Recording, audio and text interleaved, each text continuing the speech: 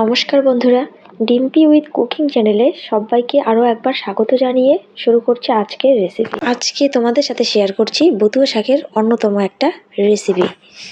তো যারা বতুয়া শাক খেতে পছন্দ করো না তারা এইভাবে একবার ট্রাই করতে পারো। আশা করছি খেতে ভীষণ ভালো লাগবে।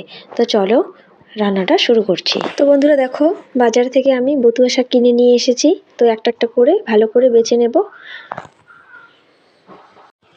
তো একটা একটা করে এভাবে বেছে নিতে হবে। অনেক সময় ঘাস পোকা এগুলি থাকে, তো এগুলি একটু দেখে নিতে হবে।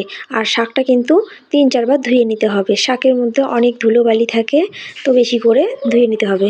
তো দেখো এরকম করে একটা একটা করে আমি বেছে নেব। তোমরা কিন্তু বাড়িতে একবার হলেও এভাবে ট্রাই করবে আর রান্না করে কিন্তু বলবে কমেন্ট করে কেমন হয়েছে খেতে। তো বন্ধুরা দেখো, আমি সব শাক বেছে নিয়েছি। এরপরে আমি 3-4 বার করে ধুয়ে নেব ভালো করে।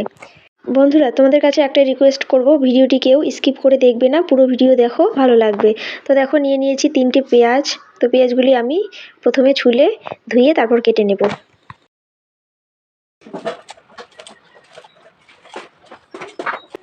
তো পেঁয়াজ কাটা হয়ে গেছে।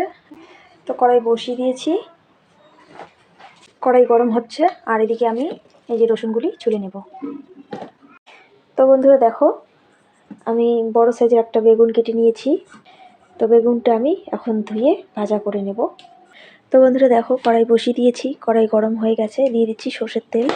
প্রথমে আমি বেগুনটা ভেজে নেব। তো বন্ধুরা দেখো, তেলটা গরম হয়ে গেছে। দিয়ে দিচ্ছি বেগুন।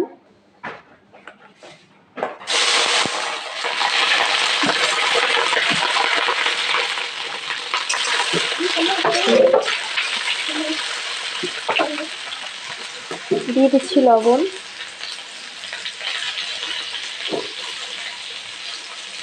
হলুদ গুঁড়ো,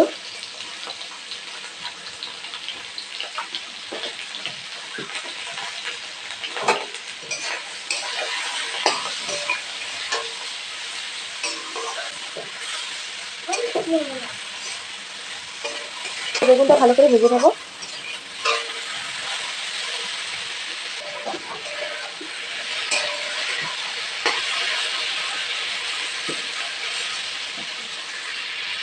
তো বন্ধুরা দেখো, বেগুনটা ভাজা হয়ে গেছে। এরকমই আমি নামিয়ে নিচ্ছি।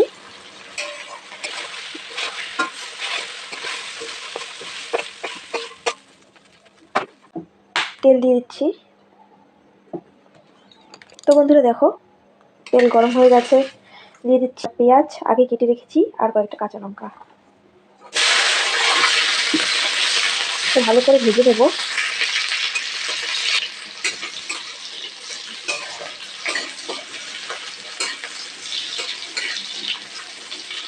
তো বন্ধুরা দেখো, এরপরে দিয়ে দিচ্ছি আমি ধুয়ে রাখা শাক।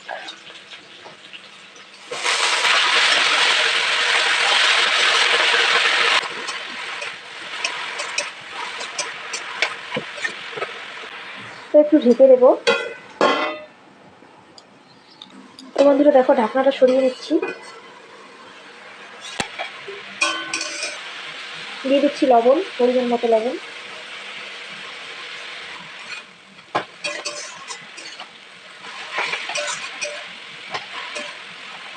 তো বন্ধুরা দেখো, শাক থেকে কত জল বেরিয়েছে। তো এই জলটা আমি ফেলে দেবো, কারণ আমি শাকটা ভাজা করব, এর জন্য জলটা ফেলে দেবো। তো জলটা তুলে নিচ্ছি।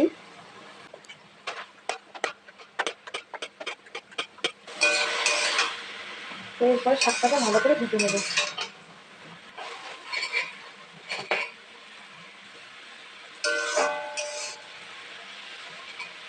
তো বন্ধুরা দেখো, শাকটা কতটা কমে এসেছে, তোমরা তো দেখতেই পেলে তখন কতগুলো শাক দিয়েছিলাম কড়াইয়ে। এখন দেখো লবণ দেওয়ার পর কতটুকু হয়েছে। দিয়ে দিচ্ছি ভেজে রাখা বেগুন। ভালো করে সব কিছু মিশিয়ে নেব।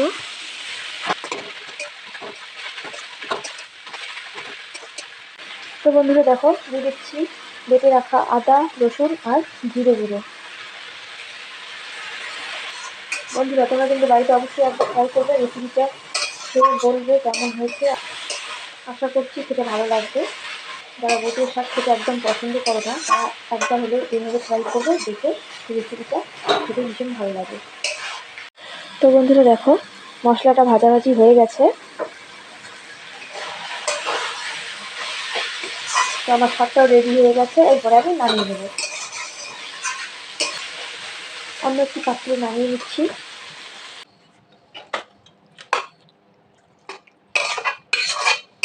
তো বন্ধুরা দেখো নামিয়ে নিয়েছি। আজকে এই পর্যন্তই, কালকে আবার একটা রেসিপির সাথে দেখা হচ্ছে। ততক্ষণে তোমরা ভালো থাকবে, সুস্থ থাকবে, টাটা।